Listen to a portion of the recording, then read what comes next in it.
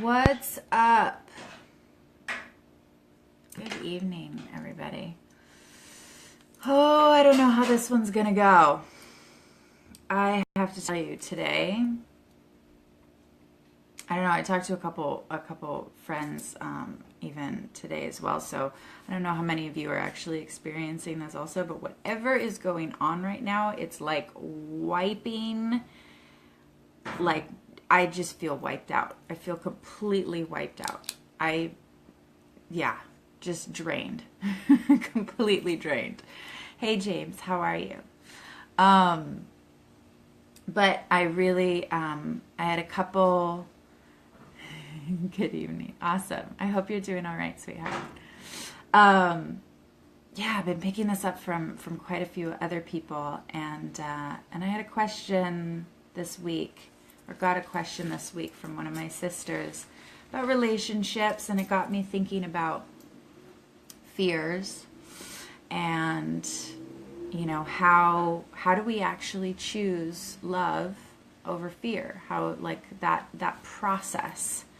And so I'm going to bring some of my trusted tap-in books, but being able to get in touch with what gratitude we have, and most importantly, what our self-value is. So I feel like choosing love over fear has a lot to do with self-value. And sometimes we don't always remember our value. So this is hopefully going to be a nice reminder to really check in and say, what is it that you want?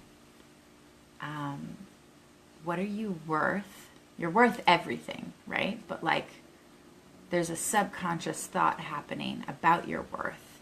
And so sometimes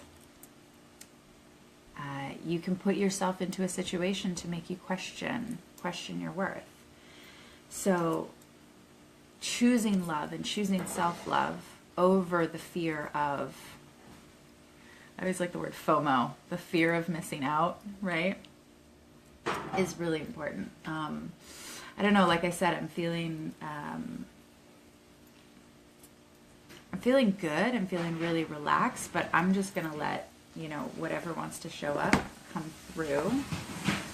I have a new fun book, Codependency No More. This is my inspiration for research around controlling and manipulative relationships. So wanting to really dive into the subconscious around that, but I think that also has a lot to do with value and self-worth, and really getting to the root of, why we attract those type of things. And then for the people who may be controlling and manipulative, what the root of that is, and creating that kind of codependency. So, how to choose love over fear. I am going to go first with the conscious heart. Why? Because that seems appropriate.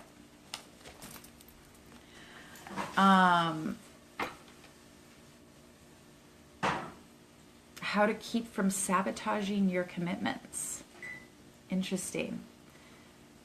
So this came up even with another dear friend who, is going through his own process of releasing different relationships and really getting back into self-value and self-worth, right? And struggling a little bit with that self-love and self-care. And it's funny how it's like, do we make commitments to ourselves and then don't follow through on our commitments to ourselves, and why? So it's funny that this one comes up for how to keep from sabotaging your commitments. And obviously that's for yourself, and of course with other people, your commitments with other people. Hey Clifford. James says, I'm tired and drained as well. Yeah. I know I haven't totally checked the planets recently, or I should say checked my astrology friends for the planets, but I know we have this gnarly transition with Venus going over the sun I don't even know what that's doing. I feel like that's like really creating some intense stuff. My light went out. Okay. How to keep from sabotaging your commitments. Most of our energy goes into upholding our importance. If we are capable of losing some of that importance, two extraordinary things would happen to us. One, we would free our energy from trying to maintain the illusion of our grandeur. I'm not going to try to say that, but you get it. Hey, Clifford.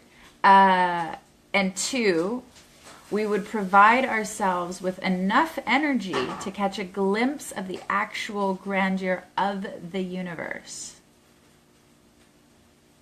That's awesome. So what are we talking about? Energy and not having enough of it? We all sabotage our commitments in one way or another, and we all need to find out how and why.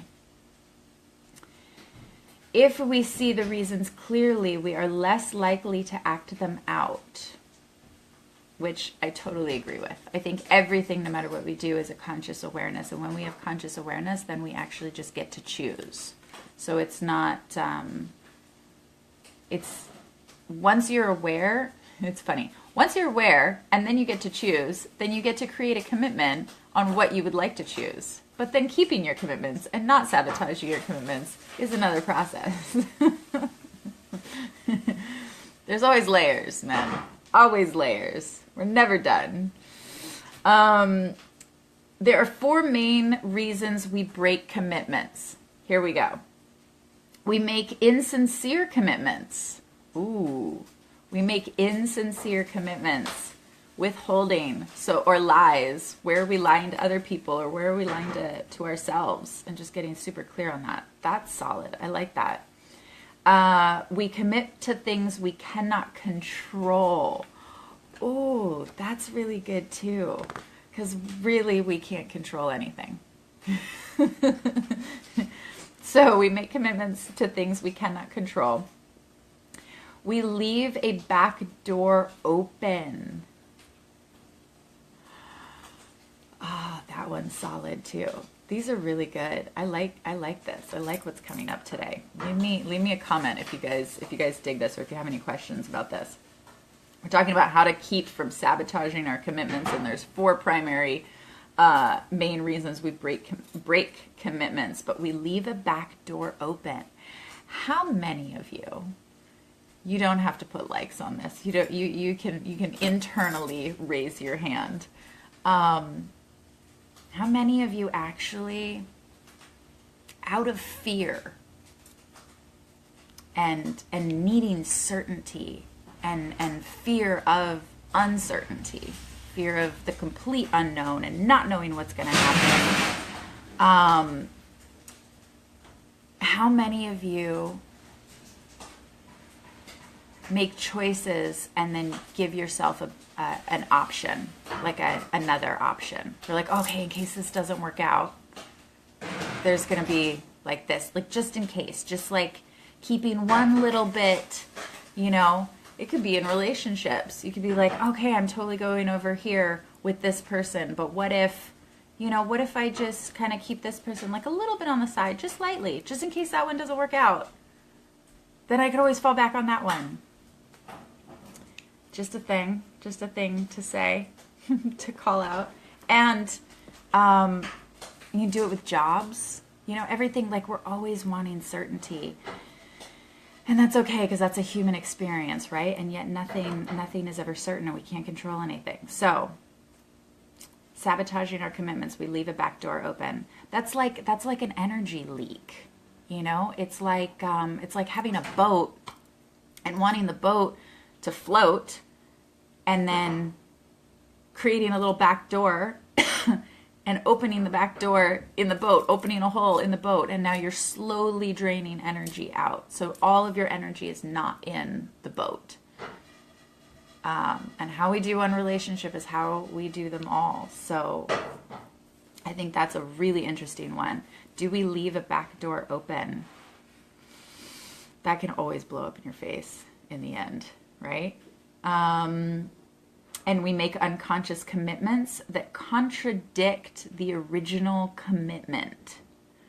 Ooh, I love it when there's just like solid, like just truth sentences in books, and you're just like, ah, wow, that's awesome. And being okay with looking at it and not judging, right? But really just being honest about it.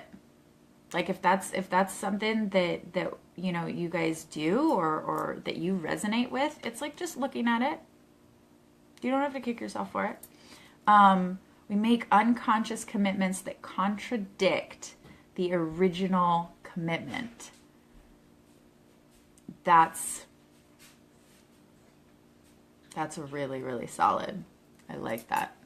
Loving it. Let's see. I'm going to check in. Hey, Rune. Hi. Hey, Jillian. How are you, sweetheart? Loving myself a lot while looking at you. Oh, thank you. That's sweet. That's a nice compliment, Rune. Thank you. I appreciate that.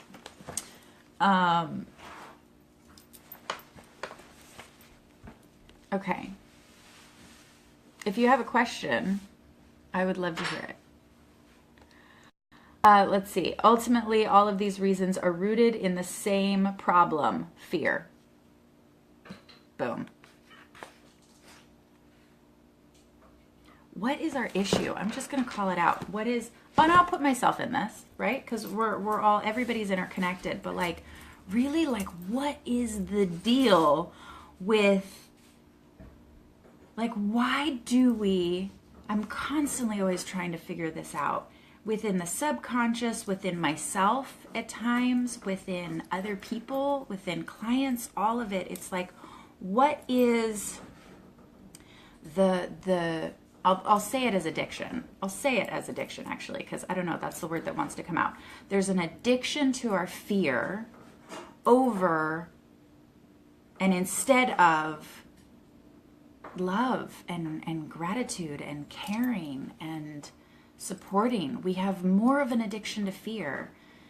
And yes, I'll generalize that. And I feel, and you know, if that resonates, great. If it doesn't, totally.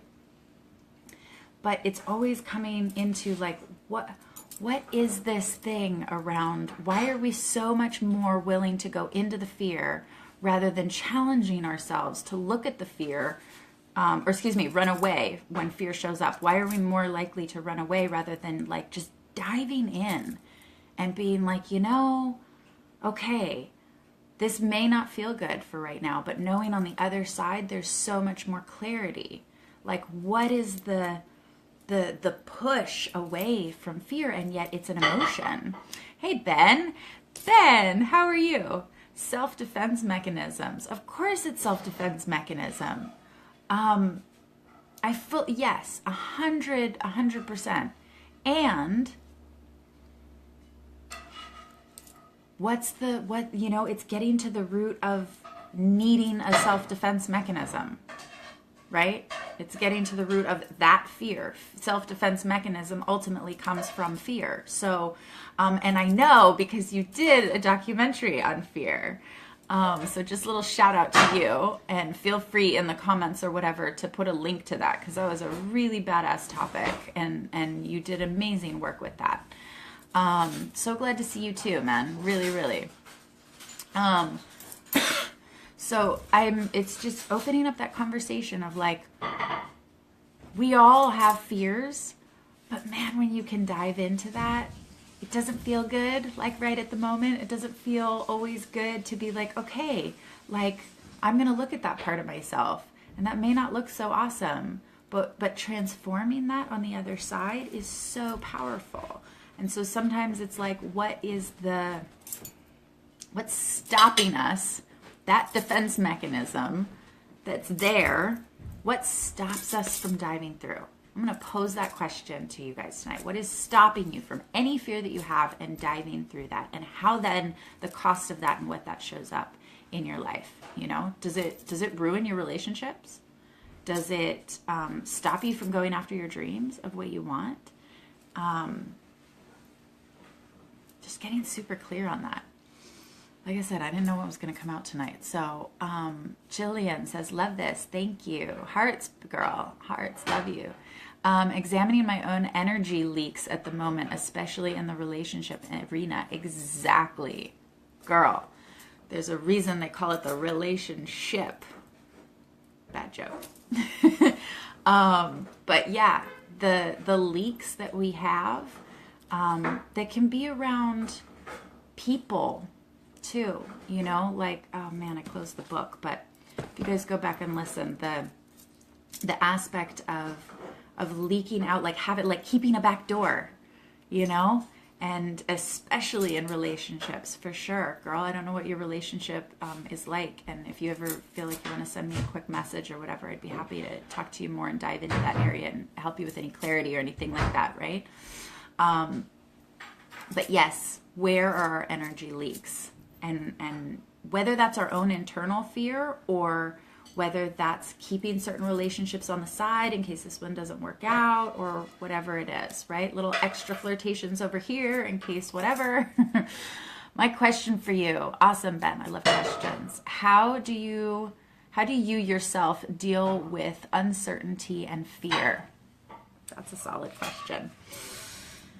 So sometimes I tap in to different books. That's a solid question. Thank you.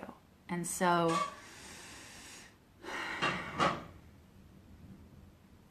I take on a curiosity about it. I kind of take myself and I put myself in this like this curious, almost like a child, almost like putting myself into the innocence, right? And putting myself in the innocence, I feel like takes me out of the self-blaming, you know? And so putting myself in that sort of innocent curiosity of what is this part of me? What is this fear thing that's coming up? Where do I feel it in my body? Why is it there? How did it get there? What's the root of it, right? Yes, I love analyzing all of that stuff. And sometimes you have to stop the analysis, you know, pattern and really just be like, okay, I'm ready to let something go. But I love self-discovery. I love internal discovery. And I think that's something I've always been fascinated with, probably ever since I was 13, but human behavior and just why we do the shit that we do. You know, why is it that we hurt people, or that our internal hurt will cause us to hurt other people? Why is it that we love people?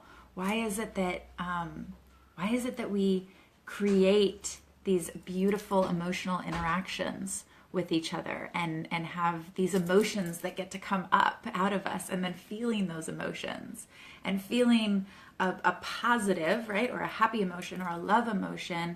There's a fine line between that and something that's what's called like a negative emotion, which would be more around like fear. And so if we're looking at the whole thing as a pendulum, just as much as I want to be a being that dives into experiencing happy emotions, I would be a disservice to myself and my own internal exploration if I were to dismiss like what's on the opposite side of the pendulum, all of those fears and all of those emotions that come with it, you know? So how I deal with fear, I don't deal with it. I feel like dealing feels almost like a pushing away of like something like, oh God, I have to deal with this, and it feels very rigid. And so yes, fear or uncertainty it's not our emotion of choice. It's not my emotion of choice. And yet at the same time, when it comes up, like I said, I feel like I take on that curiosity point of view that's like, cool, this is happening. These are the thoughts that are associated with it. This is the feeling in my body, and getting in touch with that and having a conversation with that and not pushing it away and wanting to discover what that is and where it comes from and why it showed up. I feel like it's just the curiosity of it's being in self-discovery. It's just, I geek out on that. So I'm always fascinated by it. So yeah, I would say I don't deal with it. When uncertainty, I think they're like I was saying, it's almost like, like I like to analyze things, and then you can get to a point where you're just like, all right, I have analyzed the shit out of that and researched the shit out of that.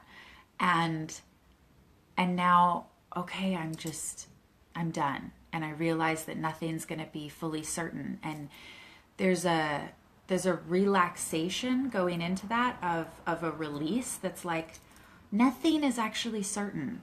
We don't actually know. Yes, on a spiritual side, you could say everything's already pre-planned for you, right? Or if you fully believe that you are 100% your own controller of everything, I feel like it's a little bit of both, working in tandem. But no matter what it is, you have no idea what's going to happen tomorrow. You have no idea what's going to happen 5 minutes from now. You can tap in intuitively. You can pick up different energies around that. But ultimately, we have no idea what's going to happen. And so if we did, that might be a little boring. It's like knowing your Christmas presents before Christmas. Like your parents told you everything. And now you're like, oh, well, I already know what I'm going to get. Like, it defeats the purpose of like the surprise and ultimately the experience that whatever your experience is to have, the experience of discovering that. It takes away the like, oh, that was really fascinating. Right? Yes, I feel control is such a big part of our anxiety. Right, because we're trying to like stop, like how many people try to stop their emotions and then try to control their emotions and then end up getting more anxiety on top of it. Like anxiety is just I'm going to open for that one. Talk about anxiety. Okay. I'm going to go like solid just because I know I've been chatting for a little bit and I want to bring in a little tap in to anxiety and what is anxiety. So I'm going to go with the trusted Eckhart Tolle.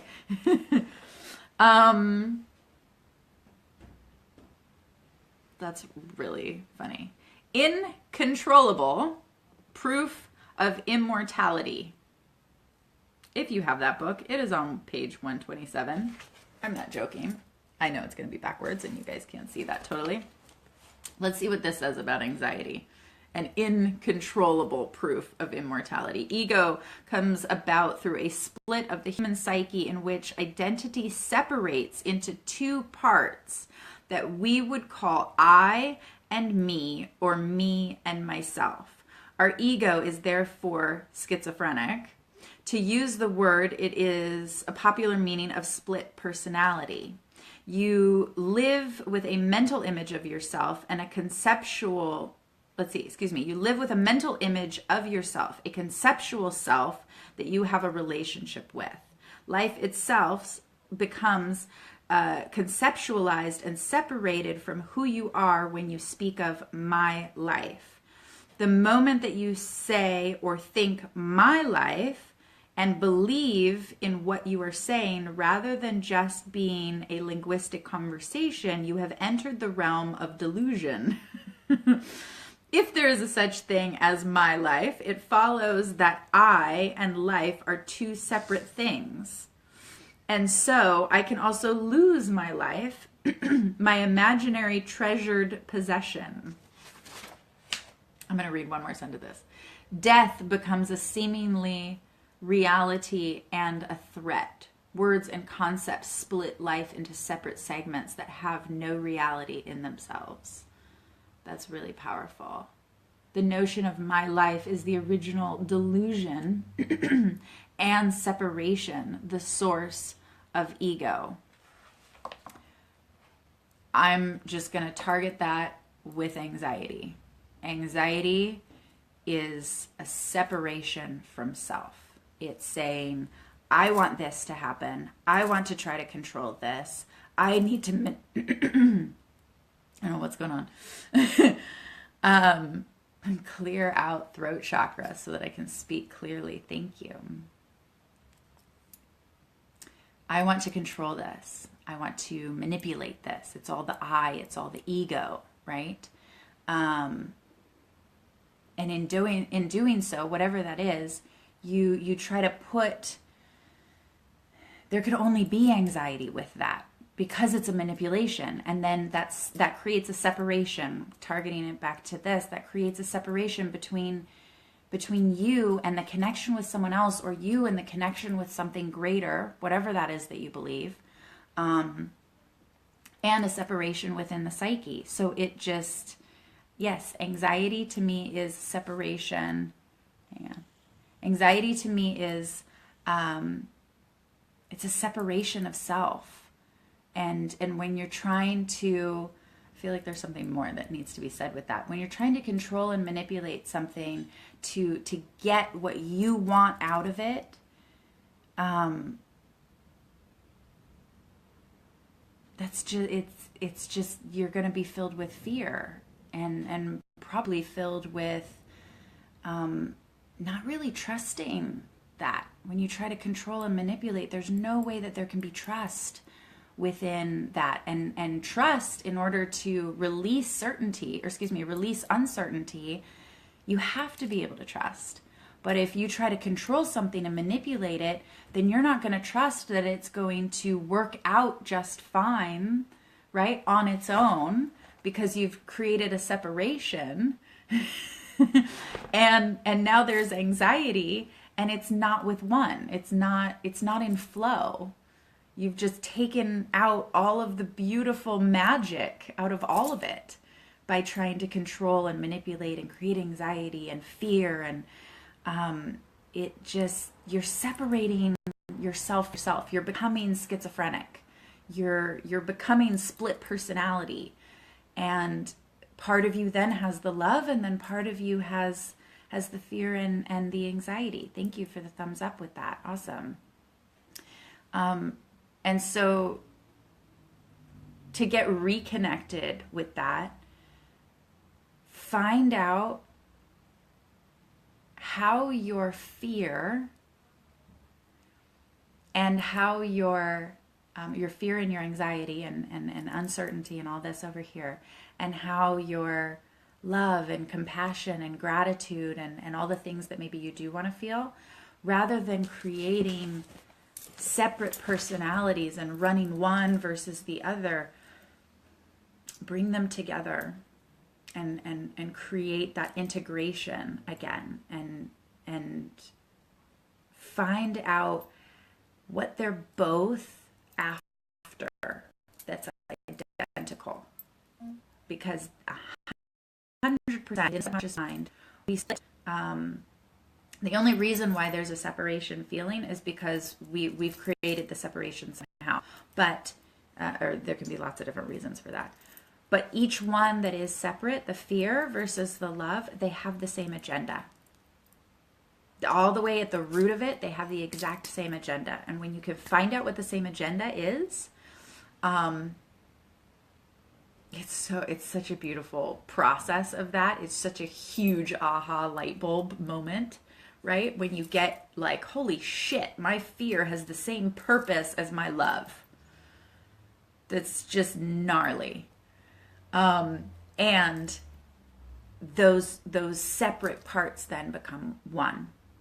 And so it's not about creating this split personality, right, of fear and all that stuff. I'm going to check in with you guys.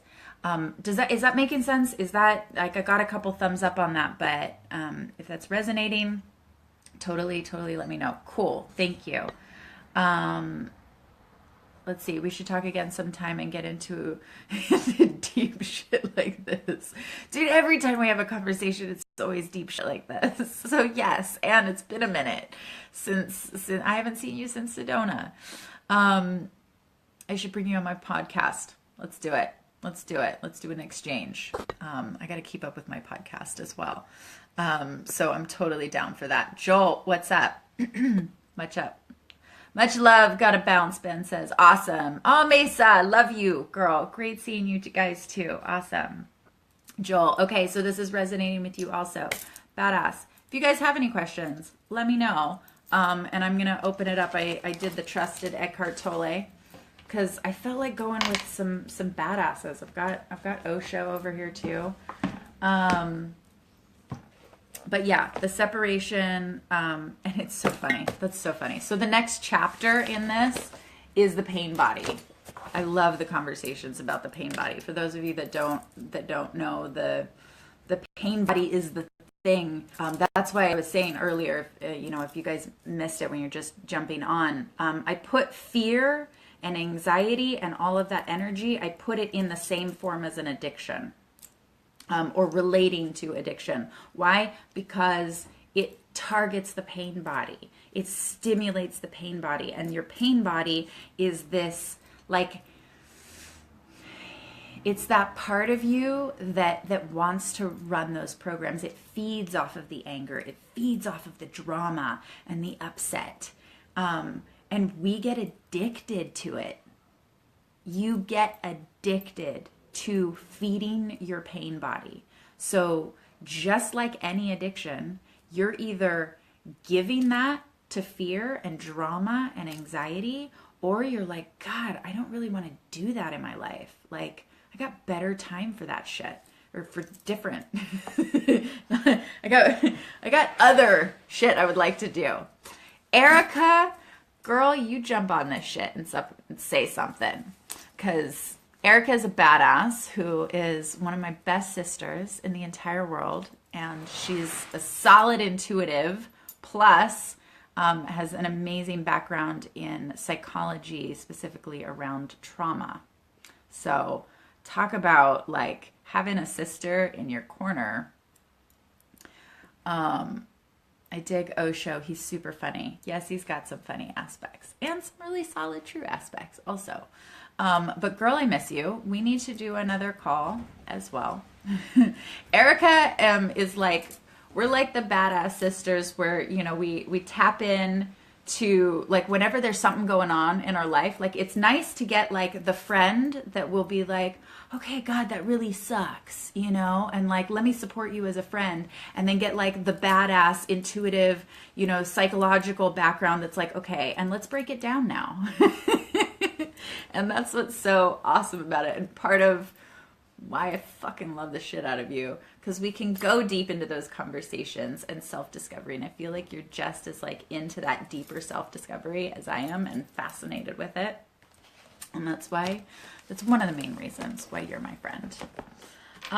Okay, I'm going to do, if you guys have any questions, let me know. But other than that, I'm gonna do one. Let's do one from Osho. Actually, you know what? I'm kind of feeling this little starseed transmission. I'm gonna go a little galactic. Going a little galactic for you. Why? Because I feel like it. And having to do with fear and choosing love, and how to choose love. So let's see what the galaxies have to say about this. Many that have my teachings quick upon their tongues will, nevertheless, be last in my kingdom because of their pride. This is getting good. And many who have, if you don't have gratitude, like, fuck, man, like, sorry. I kind of swear a lot when I get really passionate. I'm really spiritual, but I swear a lot. If there's no gratitude and just being just genuinely grateful for anything and everything around you, like, your pride will run you into that separation of fear and anxiety and control and manipulation, and like, oh, I see it all the time and it sucks. Okay, let's go. Kingdom because of their pride. And many who have not studied the written word of God. Okay. Oh, he got a thing. Okay. Sorry. ADD for a second. And many who have not studied the written word of God, but who have consistently loved their fellow men, will be first. That's really beautiful. He who exalts himself will be humbled, but he who makes himself a servant to humanity will be appointed to my most trusted positions. It has been said in the prophecies that the time of these things would not be until the lightning that lighteth one particle that was bound under heaven shineth forth and lighteth another part under heaven. Why do I feel like I'm like reading fucking the Galactic Space or the Galactic Shakespeare or something like that? Sorry. Okay. And that when this took place, the coming was near at hand. Those who have ears, let them hear. Those who have eyes, let them read the word of God, illuminated by the lightning that was once bound in one particle of matter. Let them know that the time is here. I love that he says the lightning that was once bound in one particle of matter. And it's like,